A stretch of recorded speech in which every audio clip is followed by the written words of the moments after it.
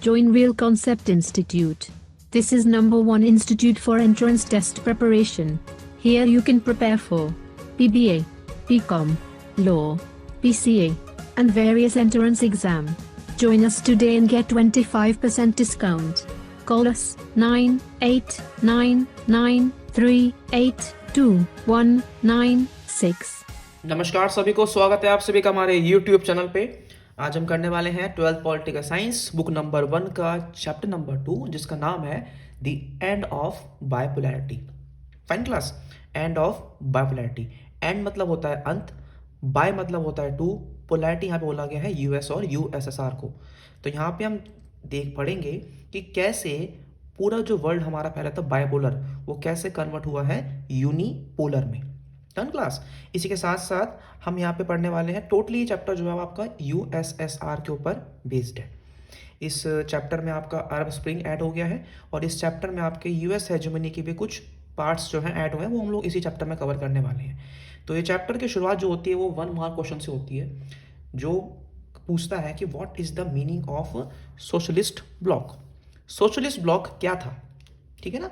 Socialist block क्या था, तो डिट्टो यही लिख के आ रहा है आपको ये, ठीक है ना, बट समझना पड़ेगा तो है क्या। देखो तो सोशलिस्ट ब्लॉक उन सेकेंड वर्ल्ड कंट्रीज बोल सकते हो, या आप group of east European countries बोल सकते हो।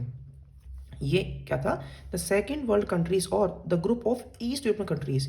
ऐसे ग्रुप ईस्ट यूरोपियन कंट्रीज का एक ग्रुप था जिसको यूएसएसआर ने लिबरेट कराया था, मतलब उनको आज़ाद कराया था। किससे आज़ाद कराया था, फासिस्ट फोर्सेस से, ठीक है। और इन कंट्रीज ने आगे चल के यूएसएसआर के मॉडल को फॉलो किया। इन कंट्रीज ने आगे चल के यूएसएसआर के मॉडल को फॉलो किया। क्या बोलते हैं इसको हम लोग, इसी को हम लोग बोलते हैं सोशलिस्ट ब्लॉक, ठीक है। The group of east European countries who were liberated from fascist forces followed the model of the USSR known as Soviet bloc. 1 marks में आएगा आपका।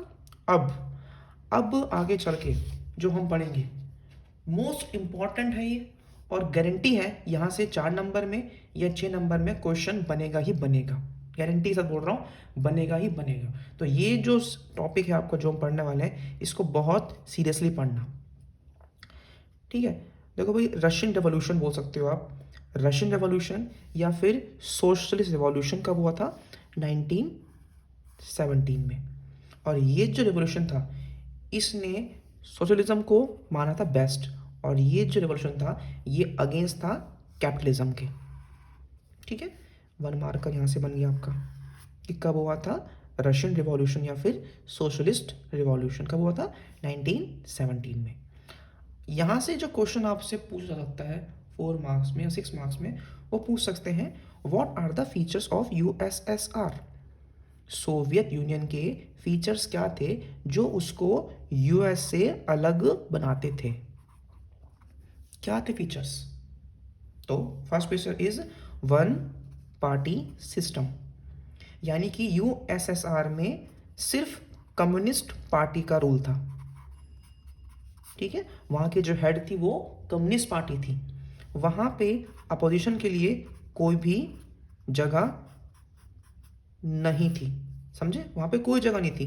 देयर इज ओनली 1 पार्टी, वही पार्टी रूल करेगी, वही party सारे काम करेगी। कम्युनिस्ट पार्टी थी वहां पे आपकी, ये फर्स्ट पॉइंट। दूसरा, डेवलप्ड इकोनॉमी। पूरे वर्ल्ड को देखें अगर हम लोग, तो पूरे वर्ल्ड में अगर यूएस को छोड़ दें, पूरे वर्ल्ड में अगर यूएस को छोड़ दें, तो सबसे ज़्यादा डेवलप्ड जो कंट्री थी वो कौन थी, वो थी यूएसएसआर, ठीक है। इनके पास हर एक चीज़ थी, बट क्वालिटी वाइज वो यूएस को टक्कर नहीं दे पा रही थी। चीज़ तो बढ़िया थी, बट इनके पास में वो क्वालिटी नहीं थी आपके पास में।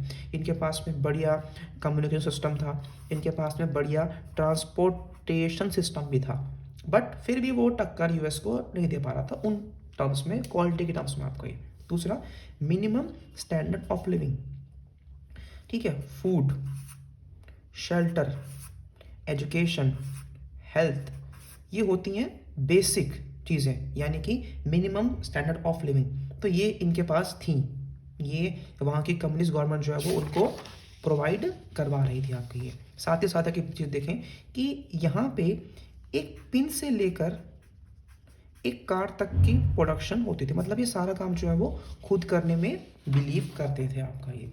इनको मेनली जो है वो किसी दूसरे पे ज़्यादा डिपेंड होना पसंद नहीं था। प्लस यहाँ पे सबके पास काम था, means there is absence of unemployment. ठीक है ना, यहाँ पे सबके पास काम था, कोई भी यहाँ पे बेरोजगार नहीं था। नेक्स्ट, ये जो हमने पढ़े हैं 4 पॉइंट्स, ये एक तरीके से पॉजिटिव पॉइंट्स हैं यूएसएसआर के। अगर हम कुछ नेगेटिव पॉइंट्स देखें तो वहाँ पे क्या था, वहाँ पे आपका लैक ऑफ डेमोक्रेसी था।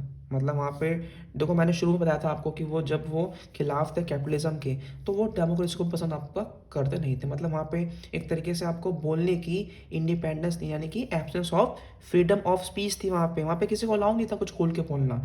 और ये जो भी वहाँ पे अत्याचार होते थे या जो वहाँ पे प्रॉब्लम्स थी, उन प्रॉब्लम्स को जब कम्युनिस्ट पार्टी के पास ले जाया गया तो कम्युनिस्ट पार्टी उन प्रॉब्लम्स के लिए अनअकाउंटेबल, यानी कि वो रिस्पॉन्सिबल थी ही नहीं। उसने कभी उन बातों को पूछा ही नहीं, उसने कभी देखा ही नहीं आपको ये। तो जब भी बेटा आपके एग्जाम में सवाल आएगा ना ये, तो ये सिर्फ मैंने हेडिंग्स आपको अभी एक्सप्लेन की हैं, आपको हेडिंग्स को एक्सप्लेन करना होगा। आपको जो मैंने आपको जो मैंने क्वेश्चन आंसर दिए हुए ना, एक आपके पास शॉर्ट नोट्स हैं और एक आपके पास में क्वेश्चन आंसर्स हैं। तो क्वेश्चन आंसर्स में इन पॉइंट्स को मैंने सही से एक्सप्लेन किया हुआ है, तो वो आपको एक्सप्लेनेशन भी लिख के आनी है आपके पेपर में। ठीक है, अगर हम इन फीचर्स को देखते हैं यूएस कंपैरिजन में, तो हम देखेंगे कि यूएस से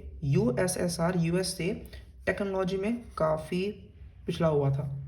ठीक है, आर्म्स रेस में भी यूएसएसआर ने काफ़ी लॉस बेयर किया था, काफ़ी अच्छी कॉस्ट पे, अच्छी कीमत पे उसने बराबरी करी, लेकिन एट द एंड क्या हुआ, यूएसएसआर आपका कोलैप्स हो गया था। तो हम आगे पढ़ेंगे कि वो कोलैप्स कैसे हुआ था, क्या क्या होती है आपकी। सो टॉपिक हमारा शुरू होता है मिखाइल गॉर्बाचेव एंड दी डिसइंटीग्रेशन। ठीक है, अब क्या हुआ, देखो हम में से कोई ना कोई ऐसा व्यक्ति जरूर होता है जो कभी कभार हमारी कमियों को नाप लेता है और उन कमियों को ठीक करने के लिए वो काम करता है। तो अगर उन कमियों की ठीक करने की बात करें तो एक थी मिखाइल गॉर्बाचेव, जो जनरल सेक्रेटरी बनते हैं कम्युनिस्ट पार्टी के। 1985 में मिखाइल गॉर्बाचेव जनरल सेक्रेटरी बनते हैं कम्युनिस्ट पार्टी के।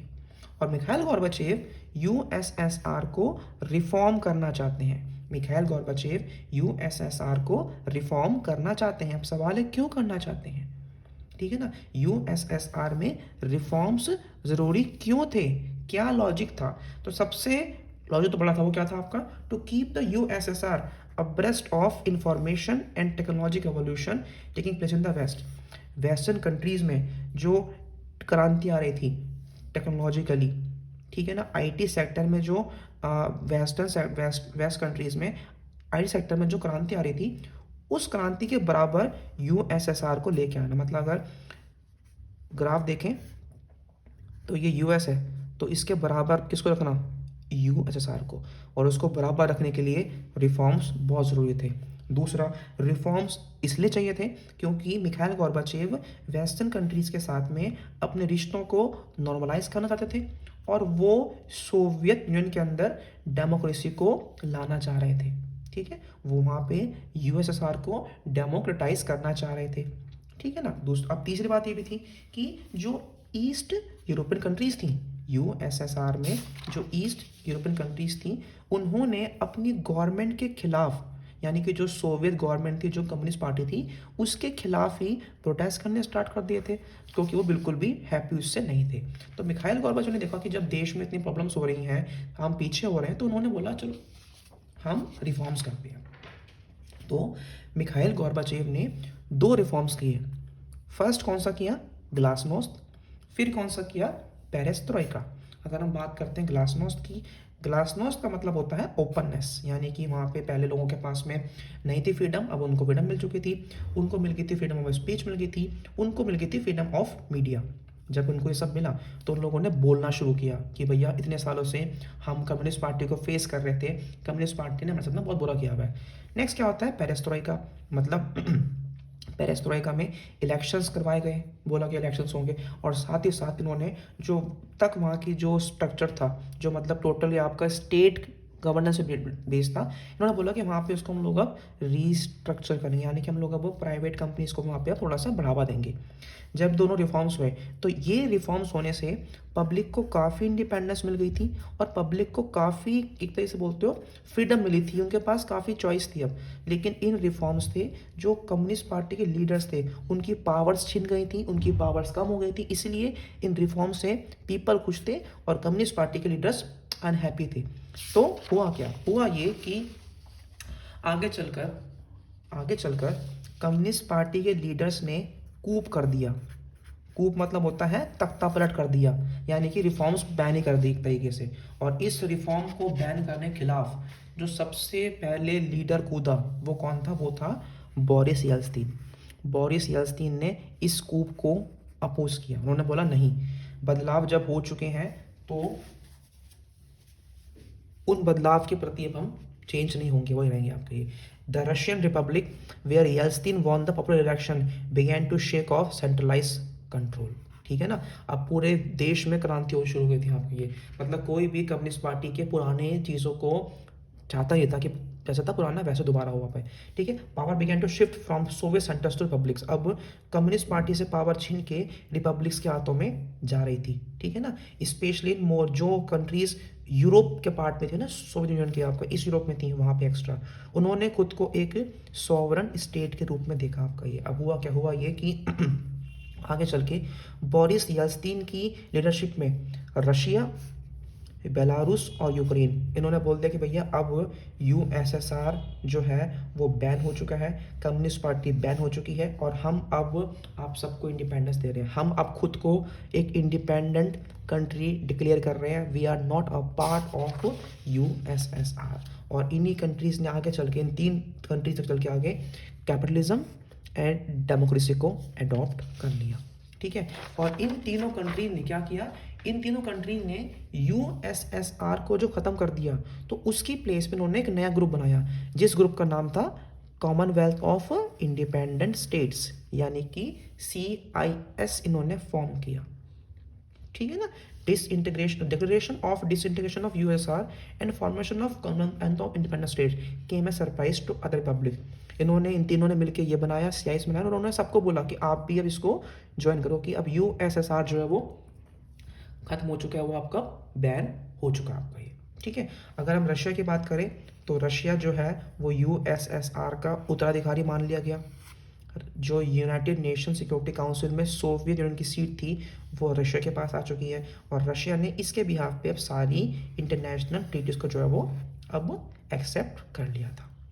ठीक है, तो बेटा CIS जो है उसकी अलग से आपको मैं दूंगा इन्फॉर्मेशन अलग वीडियो में, इसको हम लोग वहीं रोकते हैं अभी।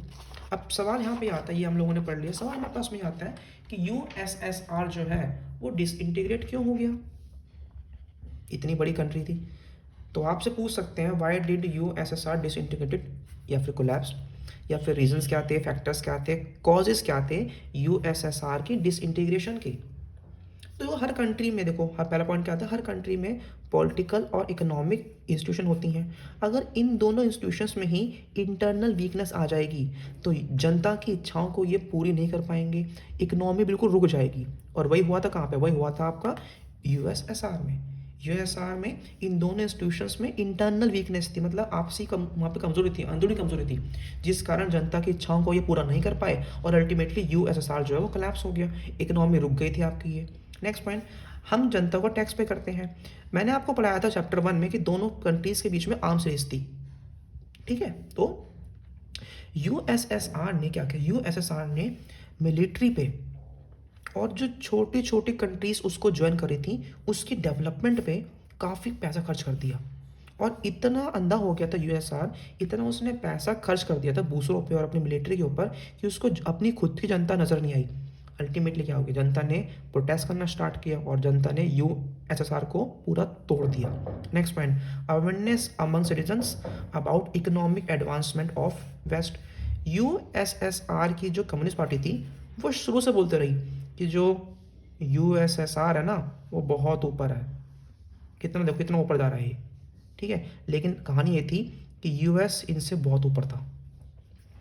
इन्होंने यूएसएसआर के लोगों ने बोला कुछ लेकिन था कुछ। तो ये जो गैप है, ये जो गैप था, मतलब इतना आगे यूएस था, ये गैप जनता ने देख लिया, जनता को हो गई अवेयरनेस कि ये हमको बना रहे हैं पागल। और जनता जब भड़कती है तो आप सभी जानते हो अच्छी अच्छी कार जो आपके वो गिर जाती हैं। यहाँ पर भी वही हुआ था आपका ये। Next, unaccountability of communist party. Communist party क्या हुआ, जब सवाल पूछा कम्युनिस्ट पार्टी से कि ऐसा क्यों हो रहा है, तो बिल्कुल वो रिस्पॉन्सिबल थी, वो अनअकाउंटेबल थी। Next, गॉर्बाचेव reforms. गॉर्बाचेव ने जब रिफॉर्म्स किए थे ना, तो गॉर्बाचेव ने रिफॉर्म्स तो अच्छाई के लिए किए थे, लेकिन हुआ क्या कि जनता ने बोला कि आप बहुत धीरे काम कर रहे हैं, और कम्युनिस्ट पार्टी के लोग बोल रहे हैं आप बहुत तेज़ काम कर रहे हैं। अल्टीमेटली हुआ क्या है, हुआ ये है कि भाई काफ़ी इन दोनों के कहते हैं ना, इन दोनों के झगड़े के बीच में जनता पूरा देश जो है वो आपका टूट गया। एंड नेक्स्ट हमारा क्या आता है, सोवियत इन्वेजन ऑफ अफगानिस्तान इन 1979, कि जो सोवियत ने इन्वेट किया था, ठीक है ना, अफगानिस्तान में, इस कारण से भी काफ़ी लॉस हुआ था सोवियत उसको यूएसएसआर को।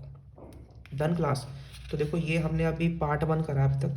इतने पार्ट 1 में ये क्वेश्चन बहुत इंपॉर्टेंट है यार, जब भी आएगा ये हेडिंग्स दी हुई हैं, एक्सप्लेनेशन बुक में दी हुई है, जो नोट्स हैं आपके पास क्वेश्चन आंसर वाले, इतना पढ़ के आइएगा। आज से भी इतना ही करेंगे हम लोग, अगली वीडियो में हम लोग चैप्टर को आगे जो है वो कंटिन्यू करते हैं। Thank you so much.